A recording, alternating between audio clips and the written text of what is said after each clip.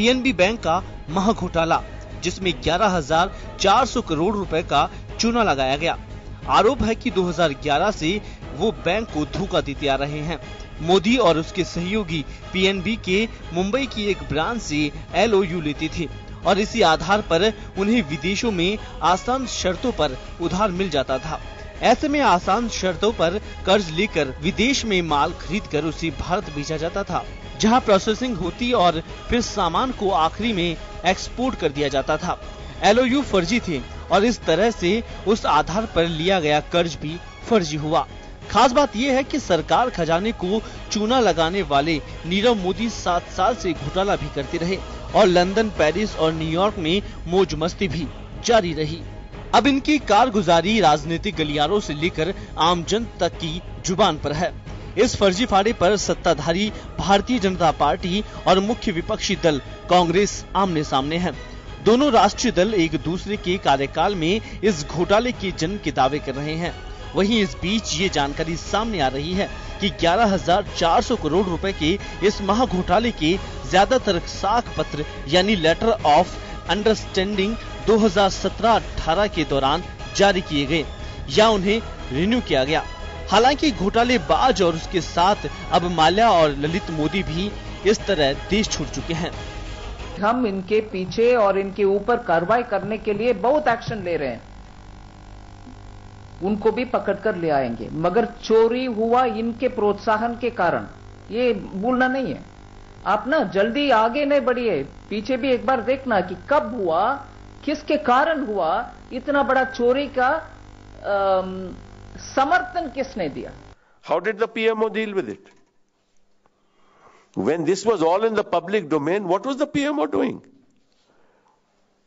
And we are making a direct allegation now against the finance ministry, against the PMO, that they were aware of all this. आरोपी नीरव मोदी के America में होने का शक है। हालांकि मामले में आरोपी नीरव मोदी पर शिकंजा कसने के लिए बहुत तेज कार्रवाई की जा रही है। CBI से लेकर ED तक धड़ाधड़ देश में नीरव मोदी सहित घोटाले से जुड़े आरोपियों के सभी संभावित ठिकानों पर छापेमारी लगा हुआ है। देश के डायमंड कारोबार का जाना माना नाम नीरव मोदी भी अब देश छोड़कर भाग गया है और पीछे से कार्रवाई जारी है। लेकिन सवाल ये है कि किंगफिशर एयरलाइंस के मालिक विजय माल्या के बाद नीरव मोदी ऐसा दूसरा भारतीय कारोबारी है जो हाल फिलहाल में देश छोड़कर भाग गया। माल्या के बाद नीरव मोदी के खिलाफ 56 इंच के सीने वाली मोदी सरकार क्या कदम उठाती है, इस पर जनता की नजरें हैं। जन टीवी न्यूज।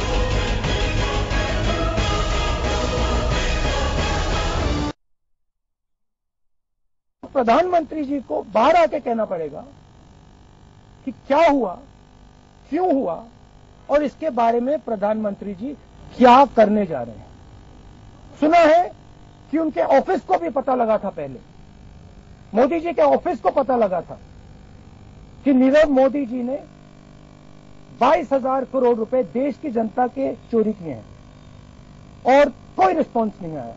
तो प्रधानमंत्री जी को देश को समझाना है।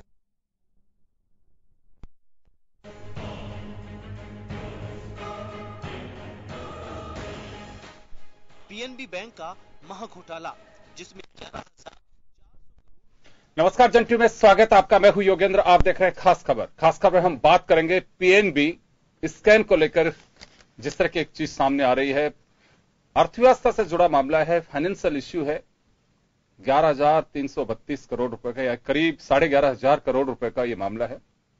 पैसा कहां, कैसे, कब से निकल रहा था, आखिर हमारी एजेंसीज क्या कर रही थी, मिलीभगत के आरोप लग रहे हैं, क्या बड़ा पहलू है, इसको लेकर के हम चर्चा करेंगे। बैंकों का एनपीए पहले से जिस तरह की पोजीशन में है, मार्केट की स्थिति गड़बड़ा जाती है। आपको ध्यान होगा कि इससे पहले कोई पहली मर्तबा ऐसा स्कैम नहीं हुआ है। इससे पहले भी हर्षद मेहता केस हो, चाहे केतन पारेख केस हो, कई इस तरह के मामले सामने आए हैं जिनकी वजह से लंबे समय बैंक व्यवसाय को उठने में लगा, शेयर मार्केट को स्टेबल करने में लगा।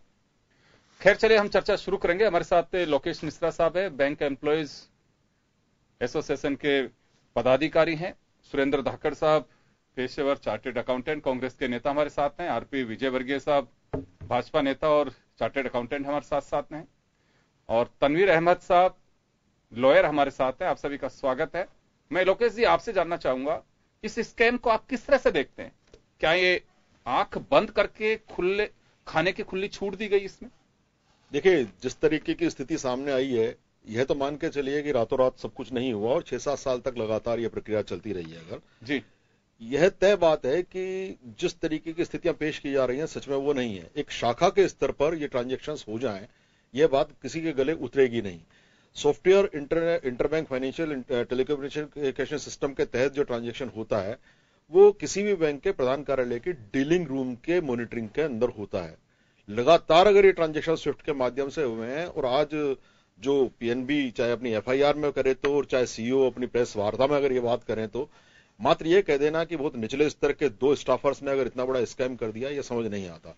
दूसरा प्रश्न यह भी है कि इतने बड़े उच्च स्तर के व्यापारी नीरव मोदी या मेहुल जी की बात अगर की जा रही है, तो उनका इतना बड़ा एक्सपोजर है। कहा यह भी जा रहा है कि उनका एक्सपोजर सिर्फ एलओयू के माध्यम से है, बाकी नहीं है, पर यह सच्चाई नहीं है। सच्चाई यह भी है कि 1700 करोड़ रुपए का कम से कम एक्सपोजर पीएनबी के अंदर उनका खुद का है। अगर 11,356 करोड़ का तो फ्रॉड ही हो गया। और न सिर्फ पीएनबी बल्कि 17 बैंक और एनलिस्ट हो गए हैं, 3,000 करोड़ रुपए और सामने आ गया है। इतना बड़ा जो स्कैम हुआ है, कौन सी ड्यू डिलिजेंस सिस्टम हुआ, यह समझ नहीं आया।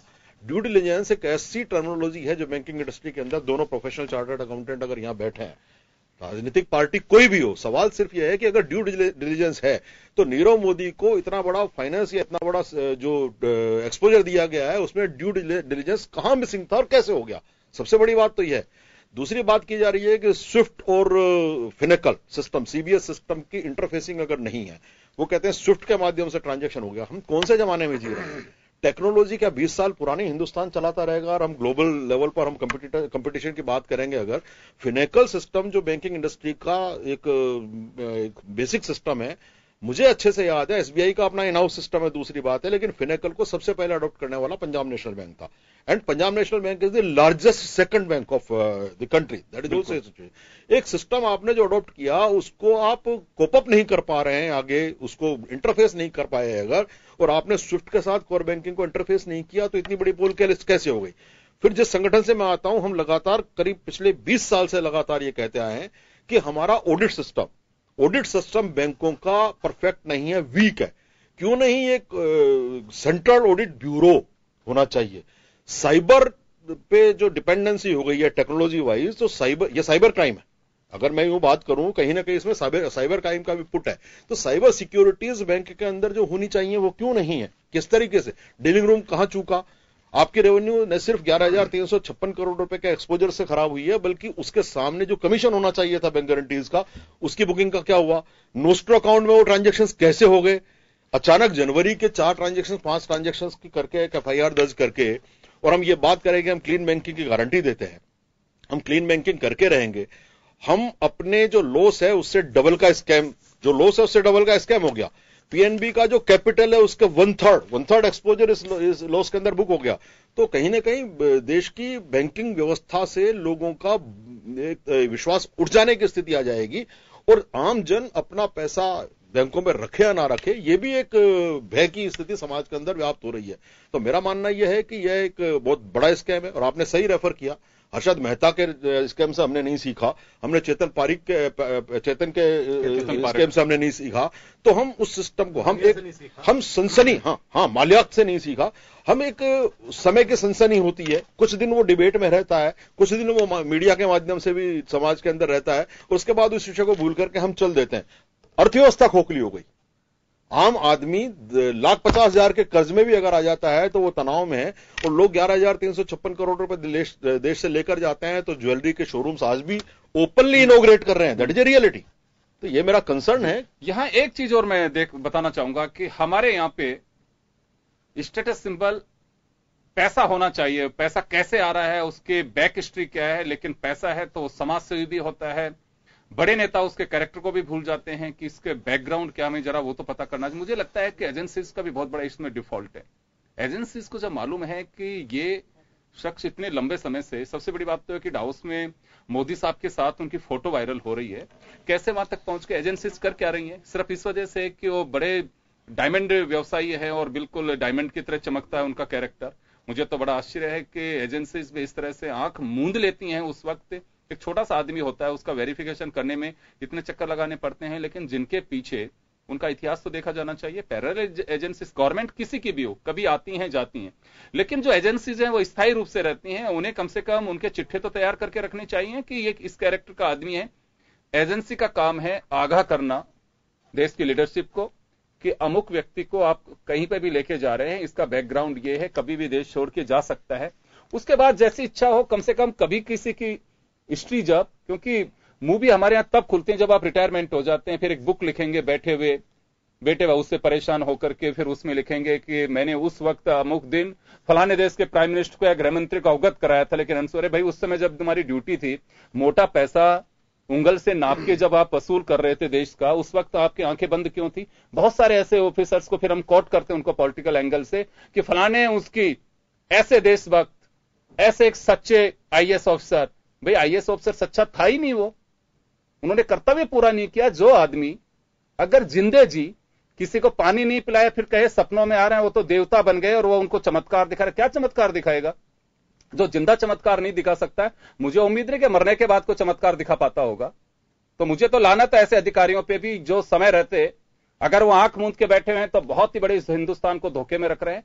और अगर वास्तव में उन्होंने मुंह खोला तो हमारे पॉलिटिशियंस हमें धोखे में रख रहे हैं। कहीं तो कोई है जो अंधेरे का फायदा उठा करके ये लोग निकल जाते हैं और 4 दिन बाद में आप रेड कॉर्नर नोटिस जारी करते हो। अचंभा है कि विजय माल्या बड़े आराम से सिगार सुलगाता हुआ यहां से निकल गया और उसके बाद में आप रेड कॉर्नर नोटिस जारी करते हैं। ललित मोदी यहां से चंपिया मार मार के निकल गया, उसके बाद हम रेड कॉर्नर नोटिस जारी करते हैं। इसी तरह से नीरव मोदी यहां से निकल जाते हैं और उसके बाद में हम 3 दिन बाद में सीबीआई को अलर्ट करते हैं।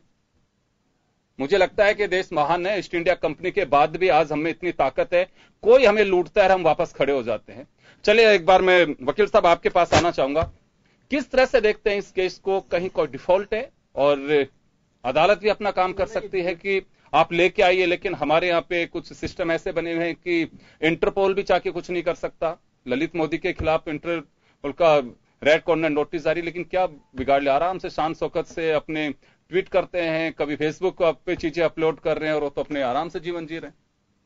देखिए, ये डिफॉल्ट की बात नहीं, ये तो ब्लंडर है।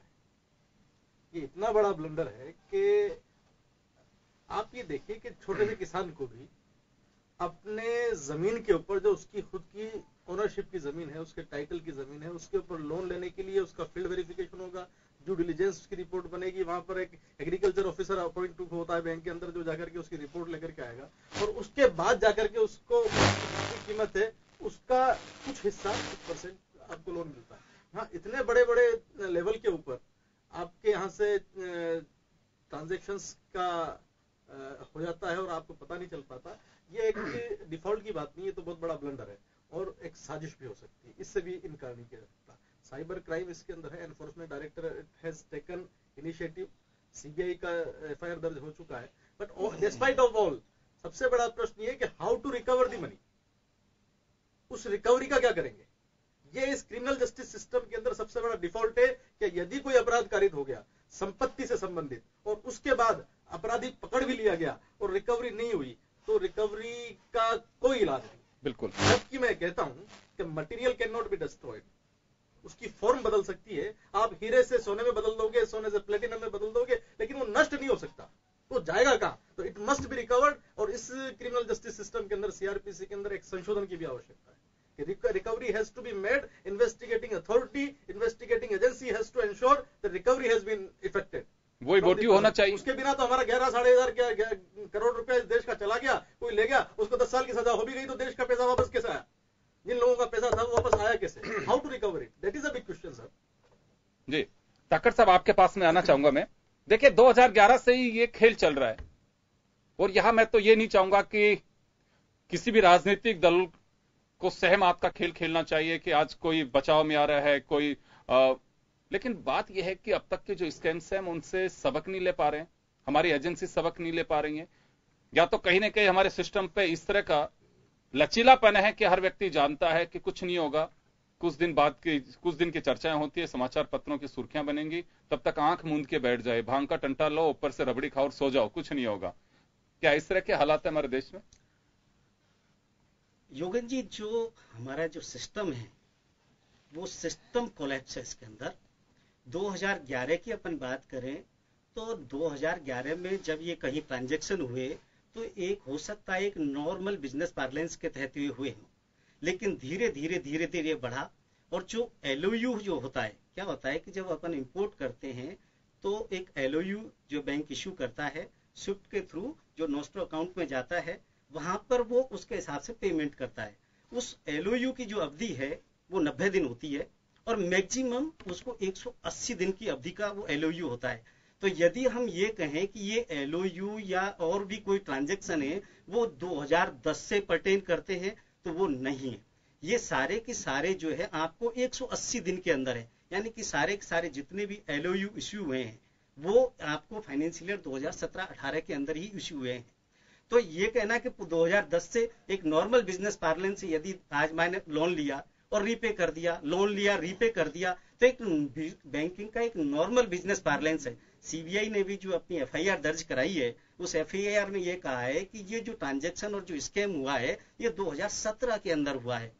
आपको बड़ा आश्चर्य, अपन आंकड़ों की बात करें तो बड़ा आश्चर्य होता है कि सरकार की तरफ से किस तरीके से आंख बंद करके काम किया गया। जो है आपके दिग्विजय जडेजा जो गुजरात के हीरा व्यापारी हैं, उन्होंने 2015 के अंदर गुजरात हाई कोर्ट और गुजरात सरकार के यहाँ पे एफिडेविट दाखिल किया गया कि जो है कि मेहुल चौकसी ने SBI और बाकी बैंकों से करीब 9,782 करोड़ रुपए का लोन गलत तरीके से लिया हुआ है, लेकिन वहां पर कार्रवाई नहीं हुई, उसको मैटर को दबा दिया गया। उसके बाद में आते हैं 2016 में बहुत बड़ा काम हुआ। क्या हुआ, इन LOU के बेस पे जो है PNB के LOU के बेस पे अदर बैंक्स ने भी जो है लोन दिए। एक्सिस बैंक ने क्या किया कि जो PNB के LOU के बेस पे जो लोन सैंक्शन किए थे उनमें से 2000 करोड़ रुपए के लोन NPA में डाल के और ARC को बेच दिए आप। यानी कि जो PNB की गारंटी थी एक्सिस बैंक ने उसी दिन खारिज कर दी 2016 के अंदर, जब ARC को जो है लोन बेचे थे। सरकार तब क्यों नहीं जागी? इतना बड़ा स्कैम जो है 2017-18 के अंदर जो है करीब 193 LOU से करीब 5,000 करोड़। चले, मेरा एक सवाल है दाकर साहब एक छोटा सा सवाल है। चले, आंख मूंद के सरकार सोई रही और कुछ नहीं कर पाया। मैं तो एक बात जानना चाहता हूं, आपका भी अपना एक एक्सपीरियंस होगा। हमारे यहाँ कोई फ्रॉड स्कैम पहली बार नहीं हुआ, इससे पहले भी उन दिग्गजों के नाम छोटे मोटे तो बहुत सारे होते हैं, वो ज्यादा पकड़ में आते हैं, लेकिन ऐसे दिग्गज कहीं निकल करके हम सबक क्यों नहीं लेते हैं? सरकार किसी की भी हो, पैसा तो इस देश का है, सरकारें तो आती हैं जाती हैं। बिल्कुल, इस देश की सरकारों को ये चीज ध्यान रखनी पड़ेगी और जो कम से कम चाहे पार्टी कोई सी हो, सत्ता में कोई सी हो, उनको इस चीज की निगरानी रखनी पड़ेगी। 2001 में जो केतन पारिक का घोटाला हुआ था, मिश्रा साहब ने बताया, सेम हूबहू यही घोटाला था केतन पारिक का। माधवपुरा मर्केंटाइल कोऑपरेटिव बैंक ने जो है LOU इशू किए थे बिना सिक्योरिटी के, बिना गारंटी के, और बाद में जब जो है केतन पारिक का पैसा शेयर बाजार में डूब गया तो उन्होंने माधवपुरा मर्केंटाइल कोऑपरेटिव बैंक ने जो है LOU देने से मना कर दिया। तो 2001 के अंदर भी सेम घोटाला हुआ था, तब भी जो है आपकी NDA की गवर्नमेंट थी। तो क्या ये हम ये माने कि कहीं कोई आपस में लिंक है? तब भी ऐसा घोटाला हुआ, आज भी ऐसा घोटाला हो रहा है। हम रोकने की बात कर रहे हैं। सरकार ने जो है अभी कहा है कि कभी आ रहा है कि जो हमने 5,000 करोड़ रुपए की जो है संपत्ति जब्त कर ली। बड़ी ताज्जुब है, ज्वेलरी को बिना वैल्यूएशन कराए आपने 5,000 करोड़ की उसकी वैल्यू भी डिक्लेयर कर दी। नोटबंदी के 1.5 साल बाद में अभी तक नोट काउंट नहीं किए, वो 5,000 करोड़ की वैल्यू डिक्लेयर करा ली। यहाँ पे आपने 5,000 करोड़ तो बात कर ली है, लेकिन आप ये देखिए 11,300 करोड़ रुपए तो ये LOU के बेस पे है। 9,782 करोड़ मेहुल चौकसी के ऊपर है। 5,000 करोड़ रुपए का जो है गीतांजलि के ऊपर से सिक्योर्ड लोन है।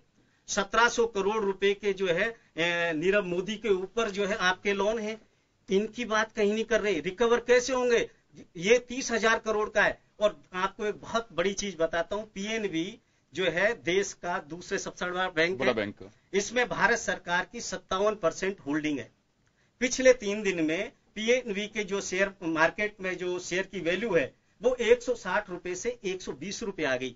यानी कि जो 40,000 करोड़ की मार्केट कैप थी वो 30,000 करोड़ की आ गई, यानी कि 10,000 करोड़ रुपया लुट गया। उस 10,000 करोड़ रुपए में से 5700 करोड़ रुपया भारत सरकार का लूटा है, वो कैसे रिकवर होगा? 4300 करोड़ रुपया आम जनता का लूटा है, वो कैसे रिकवर होगा? आप बैंकिंग सिस्टम के ऊपर जो जनधन खाते खोल के आप डिजिटल ट्रांजैक्शन की बात करके और एक बैंकिंग सिस्टम को कह रहे हैं कि लोगों से कहीं बैंकिंग सिस्टम में आइए, यदि इसी तरीके से बैंकिंग सिस्टम में आप आएंगे तो जो है मिश्रा जी ने जैसे कहा, लोगों को बैंकों के ऊपर से विश्वास उठ जाएगा, पूरा बैंकिंग सिस्टम आपका कोलैप्स हो जाएगा।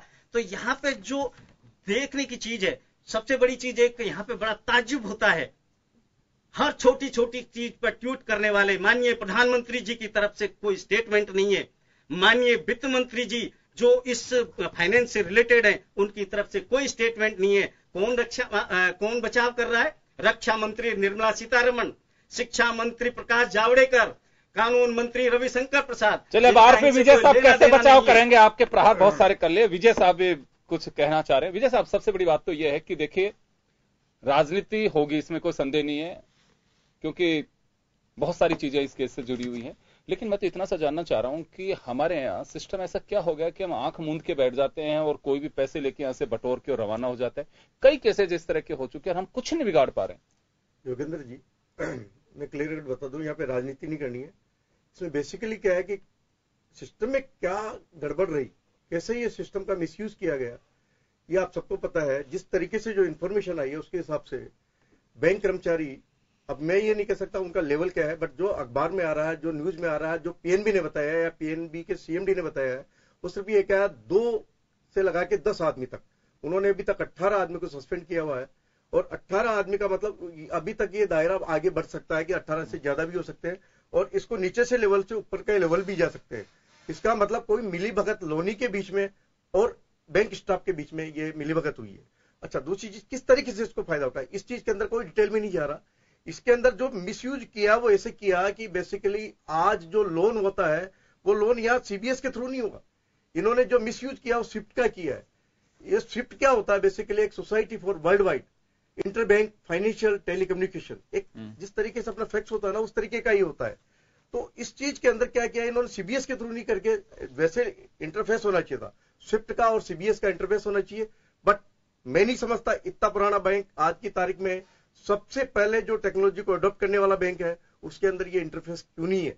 और ये आज की बात नहीं है, जैसे अभी हमारे धाकड़ साहब बता रहे थे कि ये 2017-18 का, धाकड़ साहब बिल्कुल 2017-18 के कोई भी रिन्यूअल होगी वो करंट ईयर की होगी ये, बट ये मैटर जो चल रहा है वो 2010 से मैं 4,885 करोड़ की तो नई एलओयू इशू करिए कि ये पीएनबी का है, ये ऑफिशियली है। मैं कह रहा हूं आपको बता दूं एक बात एलओयू की भी बात कर रहा हूं, 4,885 करोड़ रुपए के नए एलओयू 2017-18 जो होगा, मैं आपको बताऊं रिन्यूअल जो होता है, आप जो बात कह रहे थे ये 1 साल तक का एलओयू जो होता है उसकी अवधि 90 दिन से लगा के 1 साल की 180 दिन की होती है। नहीं, ये 180 दिन का ही नहीं लिखा हुआ, 1 साल की 180 है सर। आप देखिए, आप तो जनरली जो जारी करते हैं आरबीआई सर मेरे को देखिए 180। चले कोई बात नहीं, चले कोई बात नहीं, उसके हिसाब से आपसे बात कर रहा हूँ जी। 90 से 100 दिन की जनरली जारी करते हैं, बट 1 साल तक इसका होता है पीरियड, बट 1 साल के अंदर रिन्यूअल होता है। तो ये तो रिन्यूअल के बेस पे, ये मैटर तो 2010 से चल रहा है, मैं ये नहीं कह रहा। जो भी गलती हो चाहे कांग्रेस सरकार ने गलती करी हो चाहे बीजेपी सरकार ने, लेकिन आम आदमी का फायदा, आम आदमी का नुकसान हुआ, आपको वहां सोचना चाहिए इस पैसे को कैसे रिकवरी की जाए। आज मैं आपको बता दूं, आज ईडी और सीबीआई जबरदस्त छापे मारे हैं, छापे मार के उसकी रिकवरी की है। आज मैं ये कहता हूँ कि आप जो 5,000 क्या ये देश दोनों इन पार्टियों की जागीर है? मुझे तो ये प्रॉब्लम है, मुझे तो ये प्रॉब्लम है, क्या ये देश कांग्रेस या बीजेपी की जागीर है? हम क्या अवधि तय करेंगे कि सऊदी में क्या हुआ, किस सऊदी में क्या नहीं हुआ? क्या बात कर रहे हैं? आदमी निकल गया, क्यों ये बात कर रहे हो? सबसे बड़ी बात ये है कि ये जब ये मैटर कब आया, जब ये मैं क्षमा चाहता हूँ, आप मेरी बात, मैं क्षमा चाहता हूँ, मैं बीच में बात कर रहा हूँ, मैं क्षमा चाहता हूँ, लेकिन जरूरी इसमें क्या हुआ, भारत सरकार के 5700 करोड़ तो एक ही डूब गए की वजह से हुआ। इस चीज को अपन भूल रहे हैं साहब, मैं बैंक कर्मचारी हूँ, मैं बैंक कर्मचारी हूँ। एक बार हाँ विजय साहब हाँ साहब, मैं बैंक कर्मचारी हूँ, मैं बैंकिंग उद्योग से जुड़ा हूँ, 36 साल मैंने बैंक के अंदर दिए हैं। देश के बैंक 10 लाख बैंक कर्मचारी ये इंतजार कर रहे हैं उनका सैलरी रिवीजन कैसे होगा। सारे बैंक लॉस में जा रहे हैं एनपीए की वजह से। हम ये बात कर रहे हैं कि कांग्रेस राज में कितना स्कैम हुआ और बीजेपी में कितना हुआ। कांग्रेस राज में क्या नहीं साहब, गलत बात है। और दूसरी बात, और मुझे आपत्ति है जिस स्टेटमेंट को आप बता रहे हैं, इस स्टेटमेंट पे तो दुनिया भर के अभी एनफोर्समेंट एजेंसियां काम कर रही हैं। ये स्टेटमेंट कोई फाइनल रिपोर्ट थोड़ी है, ये तो वो सीईओ की प्रेस विज्ञप्ति है जिसने अपनी छवि बनाने के लिए ये कहा है कि मैं क्लीन बैंकिंग के लिए एश्योर करता हूं। इतिहास बता रहे हैं साहब, पंजाब नेशनल बैंक का इतिहास, साहब पंजाब नेशनल बैंक का इतिहास बता रहे हैं। एक बात पंजाब नेशनल बैंक का इतिहास बता रहे हैं। मैं आपसे जानना चाहूंगा लोकेश जी, मैं आपको एक बात बताता हूँ एक बात और बताइए। आपने कहा कि साहब जब ये नीरव मोदी भग गया उसके बाद में रेड कॉर्नर नोटिस जारी किया। सर ये 16 जनवरी को जाकर के जब वो आदमी रिटायर हुआ, उसके बाद में जब नया आदमी आया उसने कहा कि साहब हमारी ये अंडरटेकिंग आप रिन्यू करो, तो वो कहता है कि साहब आपकी अंडरटेकिंग तो यहाँ पे सिस्टम में ही नहीं है। तो बोले साहब हम तो सालों से करते आ रहे हैं। तब जाकर के मुद्दा पकड़ में आया। 31 तारीख को एफआईआर दर्ज की गई है, जबकि ये आदमी तो 1 जनवरी से लगा के 6 जनवरी। सर मैं तो एक बात कह रहा हूँ, तकलीफ कुछ और है, कुछ और है। मुझे ये समझ में नहीं आ रहा। आपकी इन्फॉर्मेशन के हिसाब से तो 1 जनवरी को जा चुके, जबकि 16 जनवरी को जाकर के पता पड़ा है। जब 2016 में एक्सिस बैंक ने जो आपको अलर्ट कर दिया, 2015 में आप बात करें मेहुल चौकसी की, जितने भी मैटर तीनों मैटर जो मेहुल चौकसी से संबंधित है और वो उनके पार्टनर, आपको पता है क्या? लेकिन चौकसी के खिलाफ कोई कार्रवाई नहीं हुई। मेरी बात सुनो, ये क्या है? जितने मेहुल चौकसी नीरव मोदी इशू नहीं, ये क्या इशू है? इशू सुनो मेरी बात। ये जितनी भी शिकायत प्रॉब्लम ये है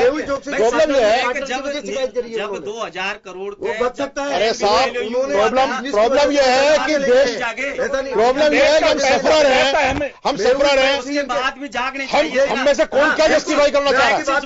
चले मैं एक बार के लिए रोकूंगा आपको, तब जागना चाहिए। मैं रोकना चाह रहा हूँ, एक ब्रेक के लिए रोक रहा हूँ, एक ब्रेक के लिए मैं एक ब्रेक के लिए रोक रहा हूँ आपको विजय साहब, मैं एक ब्रेक के लिए रुक रहा हूँ, ब्रेक के बाद मैं वापस लौट रहा हूँ, एक छोटे से ब्रेक के लिए रुकेंगे।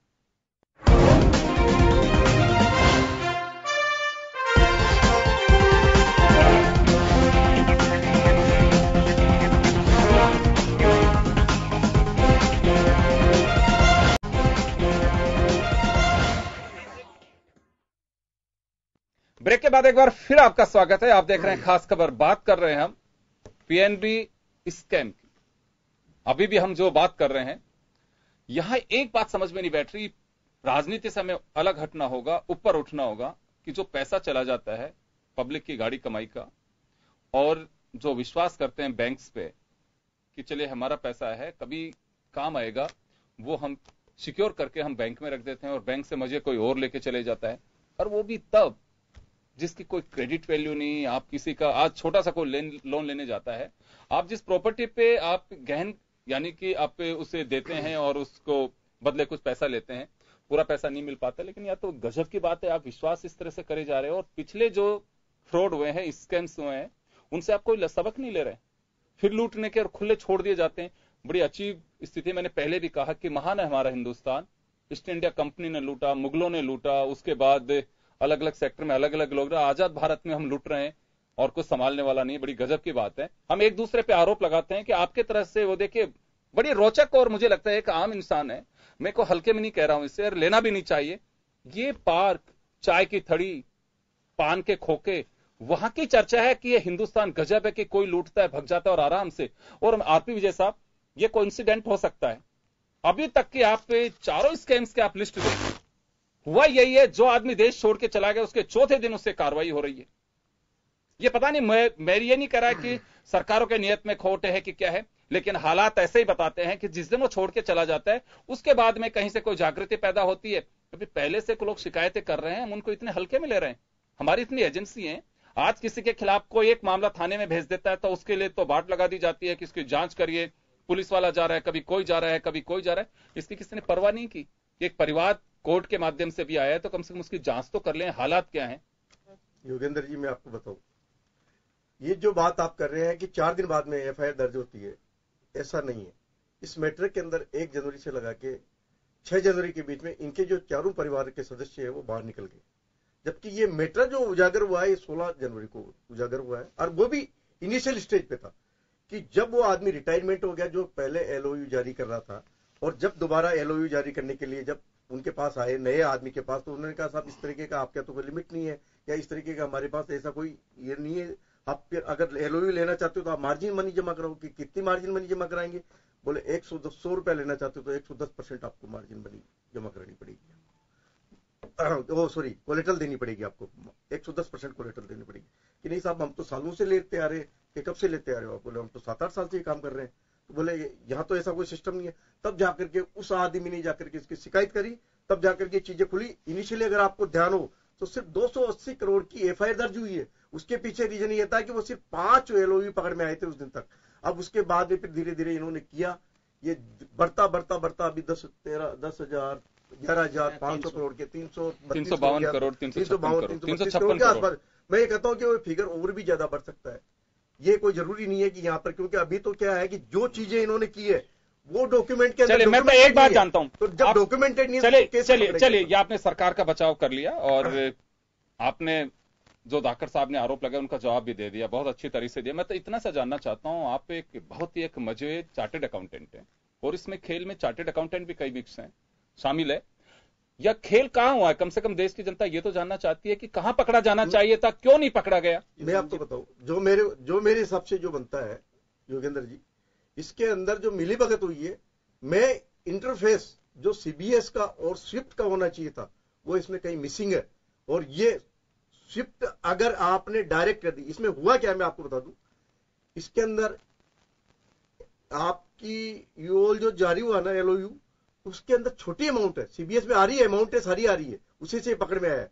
उन्होंने क्या किया है कि जितने भी इनके स्टाफ थे पीएनबी के, जो भी मिले हुए भगत किए हुए थे, उन्होंने उस अमाउंट को बाद में करेक्शन करके स्विफ्ट के थ्रू बड़ी अमाउंट करके उसको भेजा है। मैं आपको बताऊं साहब, बिल्कुल फैक्ट है ये अभी आज की न्यूज है।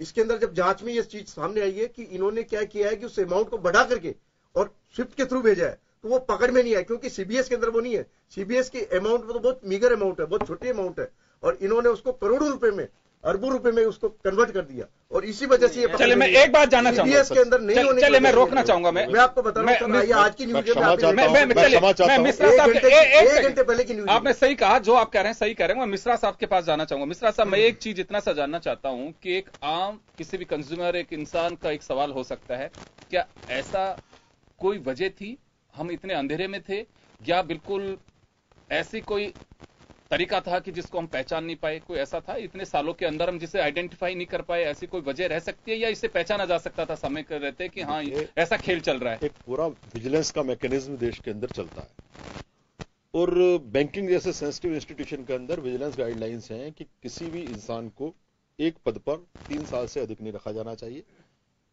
किसी भी पद पर नहीं रखा जाना चाहिए। प्लस कोई रेस्पॉन्सिबल पोस्ट पे अगर है और उसकी छुट्टियां नहीं ले रहा है, वो लगातार नौकरी पर आ रहा है, तो उसको साल में एक बार कंपल्सरीली छुट्टी पर भेजा जाना चाहिए, पर्टिकुलरली तब जबकि ऑडिट हो रहा हो। ये विजिलेंस की गाइडलाइंस है। रोचक बात है, विजय साहब ने 3-4 बार रिपीट किया है उसको कि एक व्यक्ति जो रिटायर हो गया उसके बाद ये सारी सिचुएशन पता लगी है। अगर इनको इतना मालूम है तो इनको यह भी पता होगा कि वो व्यक्ति वहां पर कितने समय से पोस्टेड था। विजिलेंस की कितनी बड़ी चूक है। How it is possible that one person will continue on the same post and same position for 7 long years? चूक तो यहां भी है। ये क्या इंडिकेट करता है? क्या जानबूझ के उस आदमी को फैसिलिटेट करके वहां छोड़ दिया गया था? नंबर 1। नंबर 2, बिल्कुल ठीक है, इन दोनों के बीच में बहस सही चल रही थी, 90 दिन 180 दिन वट एवर। मैं बात कर रहा हूं कि जिस वॉल्यूम अमाउंट की जो आप बात कर रहे हैं, इतने बड़े एक्सपोजर का रिन्यूअल एक इशू है, और वो रिन्यूअल किसकी पावर में है? क्या रिन्यूअल ब्रांच मैनेजर की पावर में है इतने बड़े अमाउंट का? नहीं है तो किस लेवल पर है? आपने जो बात किया कि स्टाफ का इन्वॉल्वमेंट किस लेवल का है, नहीं पता। मैं आपको दावे के साथ कहता हूं कि इस तरीके के मामलों में बोर्ड की भी रेस्पॉन्सिबिलिटी होनी चाहिए। अब एक इशू आता है कि हम ट्रेड यूनियन की लंबी लड़ाई लड़ते लड़ते बोर्ड्स के अंदर हमने हमारे नॉमिनीज रखे, workman director, officers director, unions की तरफ से डायरेक्टर होते, लंबी लड़ाई के बाद में हुआ है। जब से नरेंद्र मोदी जी की सरकार देश में आई है, 23 के 23 पब्लिक सेक्टर बैंक खाली हो गए। एक भी वर्कमैन डायरेक्टर नहीं है, एक भी ऑफिसर्स डायरेक्टर नहीं है। तो वहां जो मॉनिटरिंग है जो होनी चाहिए बैंक के इंटरेस्ट में, वहां भी कहीं हम चूक रहे हैं। ये सिस्टम के फ्लॉज बता रहा हूं मैं। लगातार 7 साल तक एक आदमी कहीं काम करेगा, रिटायर हो जाएगा, उसके बाद में हम कहेंगे कि ये क्या हो गया, और ये तो इस वजह से हो गया। दूसरी बात कर रहे हैं अकाउंटेबिलिटी किस लेवल की। एक सीईओ प्रेस विज्ञप्ति जारी करके या प्रेस को जारी कह करके वो तथ्य, अभी तो एनफोर्समेंट एजेंसियां काम कर रही हैं साहब, आप किस नतीजे पर पहुंच गए हो? दूसरी बात ये सच है, मैं आपको फिर कह रहा हूं, आप तथ्य है और आप जानते हैं, डीलिंग रूम से नोस्ट्रो अकाउंट डेली बेसिस पे मॉनिटर होते हैं। हाउ इट इज पॉसिबल कि ये करोड़ों के ट्रांजेक्शंस उसके अंदर नोस्ट्रो अकाउंट में ऑपरेट हो रहे हों और किसी सुपरवाइजरी हायर ऑथोरिटी के नोटिस में नहीं हो, high volume amount, it is not possible. तो ये सारी चीजें कहां किस लेवल पर फैसिलिटेट कौन हुआ, बलि का बकरा किसे बनाया जाएगा, ये दूसरी बात है। तनवीर जी अच्छी तरह जानते हैं कानून के पैतरे, अगर न्यायालय में मेरा एक छोटा सा सवाल हो रहा है, एक छोटा सा सवाल हो रहा है। बड़ी शेखी के साथ में कहा जा रहा है अभी 5,000 करोड़ की संपत्तियां जब्त, सीबीआई के छापे पड़ रहे हैं, ईडी की रेड हो रही है और 18 कर्मचारियों को निलंबित कर दिया है। ये हमारा गोल्ड मेडल है कि देखिए हमने इतनी लंबी लड़ाई लड़ने के बाद में 18 कर्मचारी क्यों सीएमडी इस्तीफा नहीं देंगे? 11,000 करोड़ का स्कैम है, 20,000 करोड़ तक जा रहा है, उनके नोटिस में नहीं है, तो मोटी पगार लेने के लिए बैठे हुए हैं। उनकी एक रेस्पॉन्सिबिलिटी होनी चाहिए कि जब इतना कुछ नीचे चल रहा है, बिल्कुल कोई मैनेजर स्तर का काम हो सकता है, ये एक क्लर्क की मिस्टेक हो सकती है। ये आपके पास में हर महीने बोर्ड रिव्यू होता है, जो लोकल उसमें बैठते हैं लोग, उनकी ऑडिट होती है। कैसे 11,000 करोड़ का वो पहुंचा नहीं उन तक, जब 2011 से अगर खेल चल रहा है? सत्ता पक्ष के लोग आरोप भी लगा रहे हैं, जावड़ेकर साहब कह रहे हैं कि मुझे तो बड़ी रोचक बात लगती है कि आज अगर मेरे यहां पे अगर कोई गलत चीज चलती है चैनल में और मैं ये कहूं कि सामने वाले चैनल में चल रही है, तो मुझे तो लगता है कि ये कोई तर्क संगत मेरा जवाब नहीं है कि सामने वाले चैनल पे भी चल रही है। आप क्या कर रहे हैं फिर यहां पे? अगर वही सब कुछ संभालते, जब भी तो विश्वास करके आपको हाथ में सत्ता सौंपी है। निर्मला सीतारमण जी का आप स्टेटमेंट देख लीजिए, जावड़ेकर साहब का स्टेटमेंट देख लीजिए, एक ही बात कर रहे हैं कि उस समय का, अरे बात आप कर रहे हैं नीरव मोदी और चौकसे पे और ले करके जा रहे 2G scam, Commonwealth games scam. भाई अभी तो देश की जनता ये चाहती है कि पीएनबी से वो कौन से दिग्गज हैं जिनके ऊपर गाज गिरनी चाहिए और पैसे क्यों वसूल नहीं होने चाहिए। सबसे बड़ी बात यही है हमारे यहाँ कि परवाह नहीं है किसी को कि होगा क्या, मेरे पास कुछ होगा तो वसूल करेंगे। मुझे लगता है ये कि जो डर होना चाहिए वो खत्म होता जा रहा है। आपको लगता है मिश्रा साहब है कि इसमें सिर्फ और सिर्फ कि ब्रांच के लेवल पे या कि एक जनरल मैनेजर का जो सर्कल है उसके लेवल पे इतना बड़ा स्कैम हो? नहीं, मैं इस अंदेशे को या इस तरीके की मान्यता को सिरे से खारिज करना चाहता हूं, क्योंकि इतने बड़े, मैंने आपको फिर कहा, मैं रिपीट कर रहा हूं इस बात को कि इतने बड़े जो वॉल्यूम के ट्रांजैक्शंस हैं नोस्ट्रो अकाउंट्स के थ्रू जो ऑपरेट होते हैं, वो डीलिंग रूम में बाकायदा टॉप मैनेजमेंट के नोटिस में आते हैं। ये जो रिन्यूअल्स हैं या ये जो एक्सपोजर है, बोर्ड रिव्यू का एक सब्जेक्ट है। तो मैं ये कतई मानने को तैयार नहीं हूं, बैंकिंग इंडस्ट्री के अंदर काम करता हूं, it is not possible that this much of the big size of exposure would escape the attention of the top executive. It is not possible. And अगर ये कहीं है तो जानबूझकर आंख मूंदने वाली बात है। ये पक्की बात मान के चलिए कि कहीं ना कहीं जब तक फैसिलिटेट हो रहा है ठीक है, जिस दिन ये फैसिलिटेट नहीं हो पाएगा हम अपने सर से उठा करके किसी और के सर में ये डाल देंगे और किसी और को बलि का बकरा बना के कह देंगे कि भाई ठीक है इसने ये किया था, इस वजह से इसको न्याय मिल, इसके साथ ये हमने कार्रवाई कर दी है। सवाल नैतिक और प्रश्न इस बात का भी है, मैं तो फिर कह रहा हूं कि पैसा है किसका? भाई बैंक का पैसा मीन्स किसका? मुझे डर इस बात का है।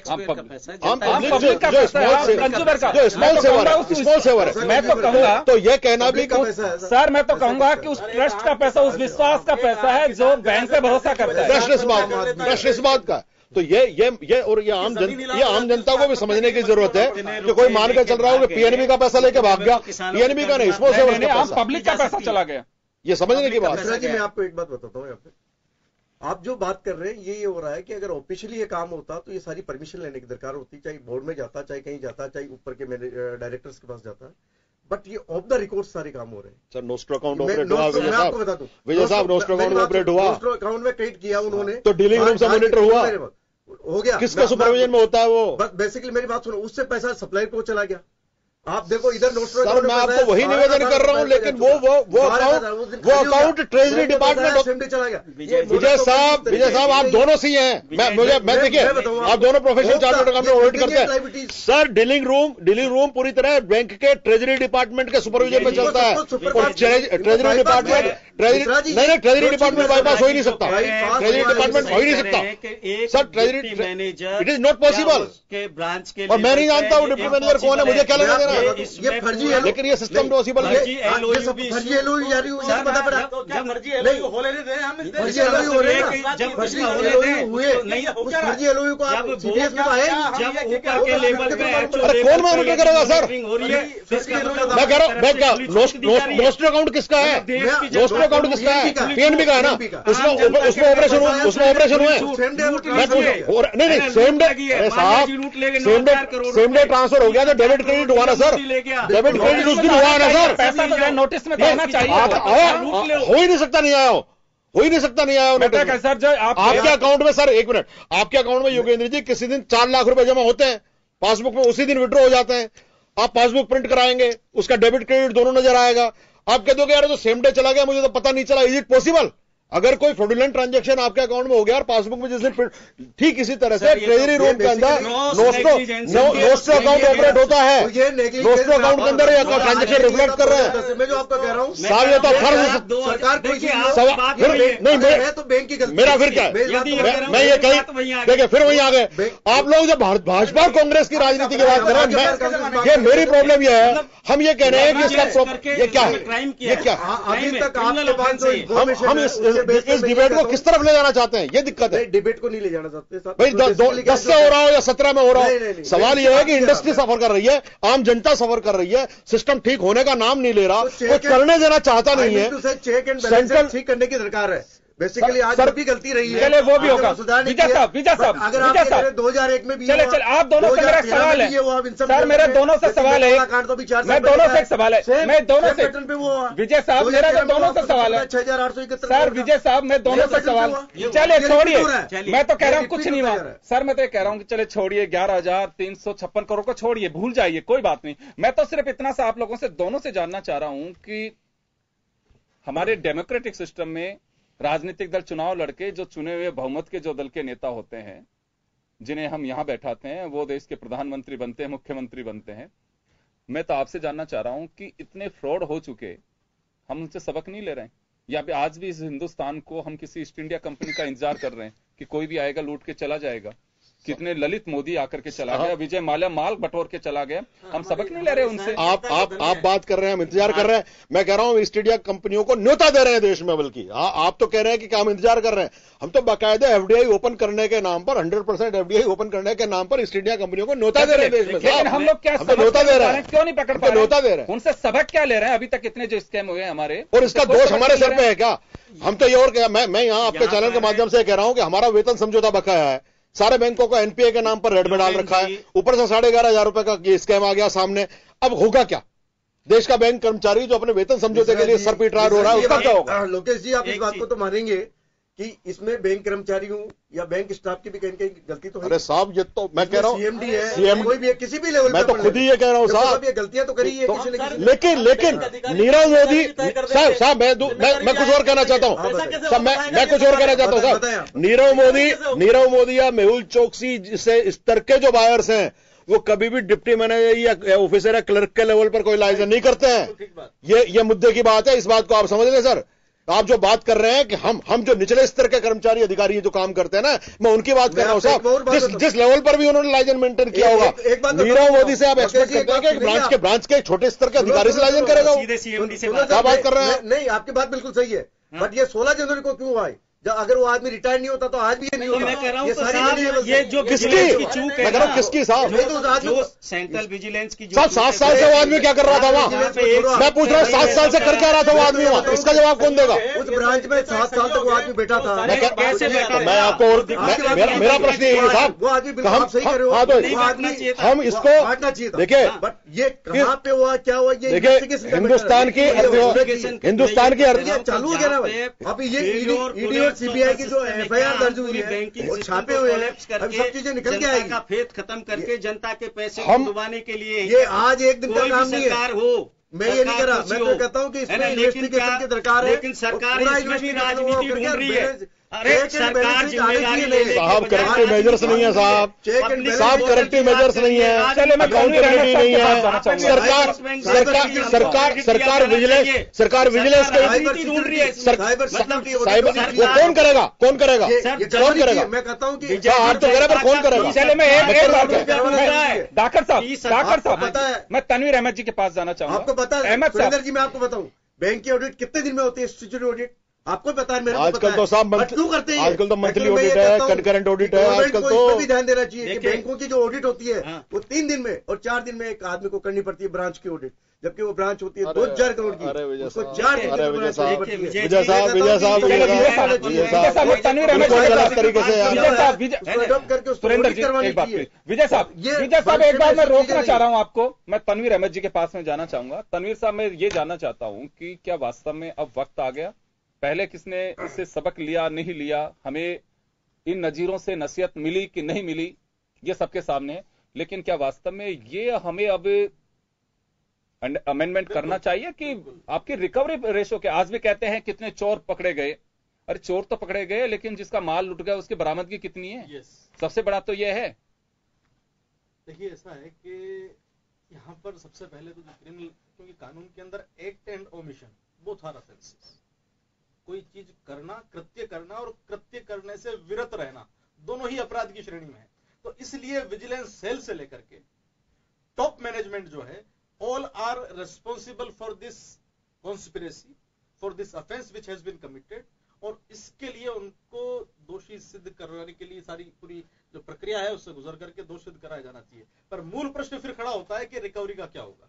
ये एसेट्स जो गया है, how it could be recovered. चलो ठीक है कि 100 आदमी जेल चले जाएंगे और आजीवन उनकी, इसके अंदर जो सजा भी इतनी ज्यादा नहीं है, जो फिजिकल ऑफेंस है उसके अंदर 8-10 साल के अंदर छूट भी जाएंगे, लेकिन जो पैसा गया है उसकी रिकवरी का क्या होगा, और उसके लिए हमें कानून बनाने की आवश्यकता है। क्योंकि यहाँ पर एसेट ही नहीं है, और ये जो फ्रॉड हुआ, इतना बड़ा स्कैम हुआ है, इसके अंदर रिकवरी करने का कोई साधन भी नहीं है। जो छोटा मोटा ये दिखा रहे हैं, आज की तारीख के अंदर आपको सबको पता है अच्छी तरह से, जो भी फाइनेंशियल सेक्टर में काम करते हैं, जो भी किसी भी चीज की ओरिजिनल मार्केट वैल्यू थी, मोर देन 30% उसकी डाउनग्रेड हो चुकी है। चाहे वो प्रॉपर्टी हो, चाहे और दूसरा कोई सा मार्केट हो, लोगों के पास पैसा खर्च करने के लिए अवेलेबल नहीं है। बैंकों का सारा सेक्टर खत्म हो गया, वहां पर रेट ऑफ इंटरेस्ट इतना कम आ गया कि आप सर्वाइव नहीं कर पा रहे हैं। जो लोग पेंशन के ऊपर गुजारा कर रहे थे, या अपना जो सीपीएफ का पैसा था गवर्नमेंट सेक्टर के, जो एम्प्लॉइज थे प्राइवेट सेक्टर के, वो अब उनका सस्टेनेंस बड़ा मुश्किल हो गया। तो ऐसी सर्कमस्टांसेस के अंदर जब इतनी बड़ी रकम इस जनता की बाहर चली जाएगी, तो बाहर से पैसा आने के बाद तो बहुत दूर की बात है, यहाँ के पैसे को हम नहीं बचा करके रख पा रहे हैं, तो ये एक बहुत बड़ी दुर्भाग्यशाली स्थिति है। क्रिमिनल जस्टिस सिस्टम के अंदर इस रिकवरी वाले पार्ट को निश्चित रूप से दोबारा देखने की आवश्यकता है। It requires a definite amendment, उसके बिना संभव नहीं। चलिए, मेरा छोटा छोटा सा सवाल है, कम समय है। मैं लोकेश जी आपसे जानना चाहूंगा कि दो बातें हैं। ये तो बहुत कुछ हो चुका, अब ये सरकार का पार्ट है कि वो किस तरह से इस पैसे को वसूल कर पाती है, नहीं कर पाती है, बहुत सारी चीजें भी हैं। और कहूंगा कि तो जितने में उतनी बात, जिसको जो इंफॉर्मेशन मिलती है वो उसी तरह से अपने नजर अंदाज वो बयां करता है। कोई किसी के इसका रिलेशन बता रहा है, कोई किसके साथ क्या कह रहा है, कौन किन घरानों को जोड़ रहा है, वो मैं उस विषय पर नहीं जाऊंगा। मैं तो ये जानना चाहता हूं कि आज भी हमारी आंख खोलने के लिए कदम क्या उठानी चाहिए। देखिए, मैं जिस तरीके से बैंकों को पूरी तरह तकनीकी सिस्टम पर भेजा गया है, तो साइबर सिक्योरिटी के लिए जो सेफ्टी मेजर्स हैं हमारे बहुत पीछे हैं। हिंदुस्तान की बैंकिंग व्यवस्था के अंदर हम लगभग 20 साल पुरानी तकनीक पर काम कर रहे हैं। उदाहरण दे देता हूं मैं आपको। अगर हम बात करें तो अगर जितने भी एटीएम हिंदुस्तान के अंदर काम कर रहे हैं, जो माइक्रोसॉफ्ट का हमारा सॉफ्टवेयर उसके अंदर डाला हुआ है, वो सॉफ्टवेयर इंटरनेशनल पैरामीटर्स पर बिल्कुल एब्सोल्यूट किया जा चुका है, लेकिन हम आज भी वो ऑपरेट कर रहे हैं। हैकिंग हिंदुस्तान के बैंकिंग सिस्टम के अंदर आज भी इजियर है। तो जितना हम तकनीक पर जा रहे हैं, जाएं, बिल्कुल समझ में आता है, लेकिन उसकी सुरक्षा के जो मेजर्स हैं, जो उपाय हैं, वहां हमारा कहीं ना कहीं कुछ काम छोटा है, कम है। नंबर 1। नंबर 2, बैंकों के अंदर जो आईटी पर डिपेंडेंसी है, उसमें इन हाउस जो लोग तैयार होने चाहिए, एग्जीक्यूटिव्स, नहीं होकर के हमने कंपनीज को बाकायदा आउटसोर्स किया हुआ है। अब जिन कंपनीज को आउटसोर्स किया हुआ है, उन्होंने ठेका ले रखा है, तो कंपनी तो रेस्पॉन्सिबल है, लेकिन कंपनी के जो इंजीनियर्स हैं उनकी पर्सनल अकाउंटेबिलिटी क्या है? वो आज यहां काम कर रहे हैं, 1 साल बाद कहीं और काम कर रहे हैं, वो कहीं कराइवेंस कर गए, कुछ करके चले गए, क्या हुआ? तो वो सारी चीजें फिर लीपापोती के दायरे में आ जाती हैं। एक कंपनी अगर किसी बैंक को सिस्टम सपोर्ट दे सकती है, तो बैंक अपने खुद के साइबर पर्संस को साइबर सिक्योरिटी के लिए एंगेज करके तैयार क्यों नहीं कर सकती? हम बेटर सैलरीज पे क्यों नहीं लोगों को रख सकते हैं? ये एक बड़ी प्रॉब्लम है। तो साइबर सिक्योरिटी एक बहुत बड़ा अहम सवाल है, नंबर 1। नंबर 2, बैंकिंग सिस्टम के अंदर जो प्रेजेंट ऑडिट सिस्टम है, मैं जिस संगठन को रिप्रेजेंट करता हूं, all India bank employees association, हम लगभग पिछले 20 साल से ये आवाज उठाते आ रहे हैं कि there has to be an independent banking system for the country's banks. आप बैंकों का बैंकिंग ऑडिट ब्यूरो बनाइए, बैंकिंग ऑडिट बोर्ड बनाइए, बैंकिंग एक इंडिपेंडेंट संस्था बनाइए। आप आज जो ऑडिट्स दी जा रही हैं सेंट्रल ऑडिटर के नाम पर भी दी जा रही हैं, अगर तो सेंट्रल ऑडिटर तो सबसे बड़ी ऑडिट है, ये आरबीआई की ऑडिट है। मजे की बात यह है कि ठीक विजय साहब के कहीं किसी हद तक 3 दिन में, 4 दिन में, 5 दिन में जो किया जाता है, consistent auditing, concurrent auditor inspection department और जनरल मैनेजर की दया पर निर्भर करता है। उसको चाहिए मुझे ब्रांचेज मिल जाएं, तो वो जितने भी मेजर इश्यूज आते हैं कहीं ना कहीं डाइल्यूट करने की कोशिश करता है। विजय साहब हो या धाकड़ साहब हो, इनको भी अगर ऑडिट की बात होगी पार्टी पॉलिटिक्स से बिल्कुल अलग आकर के, मैं तो स्वतंत्र बात कर रहा हूं, यहां हम कहीं एडजस्ट करने की कोशिश करेंगे। मैनेजमेंट से नाराज हो गया तो मुझे ऑडिट नहीं मिलेगी, सेंट्रल ऑडिट नहीं मिलेगी। सेंट्रल ऑडिटर भी अगर मेजर इश्यू को लगा के जा रहा है कि एनपीए जा रहा है, तो वहां कहीं ना कहीं एडजस्टमेंट होता है। इंडिपेंडेंट ऑर्गेनाइजेशन ऑडिट के लिए बनाया जाना चाहिए, जिसकी स्वतंत्रता होनी चाहिए, ताकि एक पूरा प्रबंधन तरीके से हो सके। तीसरी बात एक ये भी है कि banking loan default, wilful default, वो एक क्रिमिनल ऑफेंस भी डिक्लेयर होना चाहिए। आज स्थिति ये हो गई है कि एनपीए हो गया, एनपीए तो चलो ठीक है, आदमी की पेइंग कैपेसिटी नहीं, किसान का भी होता है, लेकिन किसान बेचारा आत्महत्या करके चला जाता है, छोटा व्यापारी और नहीं हो तो इधर उधर हो जाता है, तबाह हो जाता है। आप ट्रैक्टर लेकर के भागाओगे, गाड़ियां लेकर के भागाओगे। लेकिन जो विलफुल डिफॉल्ट है साइजेबल अमाउंट्स के, आज 13 लाख करोड़ रुपए का आंकड़ा है हमारे हिसाब से। सरकार अपने आंकड़े 8 लाख करोड़ बोलती है, बात अलग है। 13 लाख करोड़ रुपए बैंकिंग सिस्टम का डूबा हुआ है, जिसकी वसूली की कोई गुंजाइश इसलिए भी नहीं है कि हम कॉर्पोरेट लेंडिंग में उनका एक्सपोजर बढ़ाते जा रहे हैं। मालूम है, आप जानते हैं ऑडिटर से, आपको अगर 1 करोड़ रुपए आज है और आपको जिंदा रहने के लिए चाहिए, आप 1.25 करोड़ एक्सपेंशन मांगेंगे। अगर आप रिकवरी करेंगे वो 1 करोड़ भी नहीं दे सकता, 1.25 करोड़ देकर के आप उस अकाउंट को रिन्यू कर देंगे, वो एनपीए नहीं, स्टैंडर्ड चलता चला जाएगा। तो जब तक एक्सपोजर बढ़ता जा रहा है, बिना सिक्योरिटी के बढ़ता जा रहा है। कॉर्पोरेट लेंडिंग में आप अगर लोन लेने जाएंगे योगेंद्र जी, तो आपकी प्रॉपर सिक्योरिटी के बिना आपको बैंक लोन नहीं देगा। उसको अगर 20%, 15% मार्जिन हाउसिंग लोन के लिए चाहिए तो वो भी देगा, लेकिन जो कॉर्पोरेट लेंडिंग है उसकी मार्जिन डाइल्यूट की जाती है, 10% में उनकी मार्जिन डाइल्यूट की जाती है। दिक्कतें मैं माफी चाहूंगा, मैं रोकना चाहूंगा, समय का अभाव है। तो कुल मिलाकर के बात यह है कि पैसा जो है आपका, मेरा, इस देश की जनता का है, वो आना चाहिए, और इतने स्कैम से हम उनसे सबक नहीं ले पा रहे, ये दुर्भाग्यपूर्ण है। सरकार चाहे किसी की भी हो, सरकार की मजबूती भी उसी के साथ है। शासक सफल वही कहलाता है कि जो वास्तव में न्याय की उम्मीद से जो जनता होती है उसको न्याय मिल सके। और इसी तरह से अगर पैसे बटोर के लोग बाहर निकलते रहें, तो मुझे लगता है कि हमारा बहुत ही बड़ा सिस्टम का कोलैप्स है, फेलियर है। कितनी एजेंसीज हैं आप पे नॉर्म्स को फॉलो नहीं कर रहे हैं। कम से कम अब रिव्यू की बात नहीं है, अब तो कम से कम वो एक्शन प्लान आना चाहिए कि भविष्य में ऐसी कोई चीज भी हो तो जिसके, और सबसे बड़ी बात तो मैं ये कहना चाहूंगा कि स्मार्टनेस मोदी सरकार की तभी है कि इसकी रिकवरी हो। महज ये नहीं है कि आज रेट डाल रहे हैं, आज उसको सस्पेंड कर रहे हैं, आज उसको उठा करके ला रहे हैं, उससे नहीं है। इससे पैसे वसूलेंगे, पैसे उन लोगों से वसूल किए जाने चाहिए, और इतने मजबूत अगर हमारे वास्तव सोल्डर्स हैं तो उनको उठा के भी लेके आना चाहिए।